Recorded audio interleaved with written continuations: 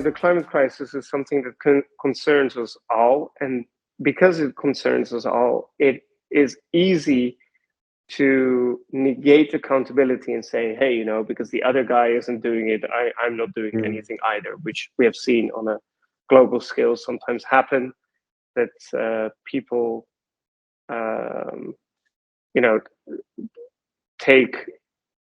we are 200 or so countries in the world, right? Just because not everybody joins in doesn't mean that people who are the cause of 25% of CO2 emissions should take that as a reason not to join in. Anyway, I think this is a crisis that concerns us all, but equally also provides us with an opportunity, each and every one of us, to contribute.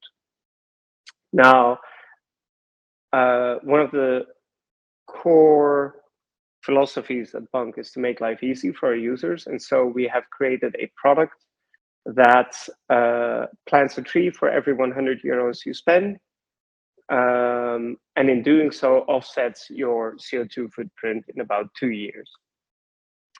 And I think that's a very elegant solution. It's not the end all and be all of the entire solve of climate crisis, but it is a meaningful contribution to make things better. Now, as to your question whether banks could or should do something about the climate crisis, I think every institution, every human being, every institution should look at what they can do.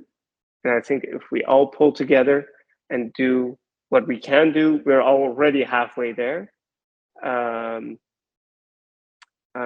quite frankly, I think it is too limited to only focus on banks and what they can do in this sense. Because, I mean, transport companies can do stuff, airplane manufacturers can do stuff. Again, we as consumers can do things. On a government basis, we can do things. And that's maybe a bridge to your next question, because we have seen, as a consequence of the unfortunate and tragic war going on, this has sparked an accelerated pace into other technologies than gas, because obviously gas supplies are less certain than we used to take them granted for. And then you can see that within a year's time, we can reduce gas usage tremendously.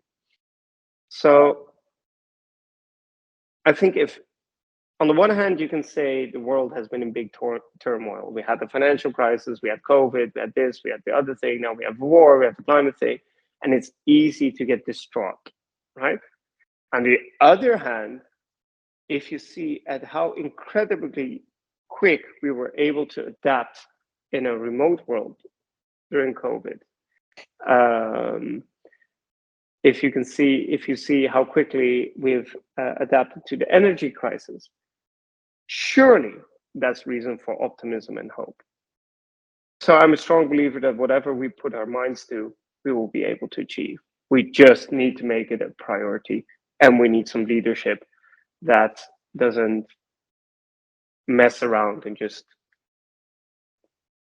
goes ahead and addresses the issue.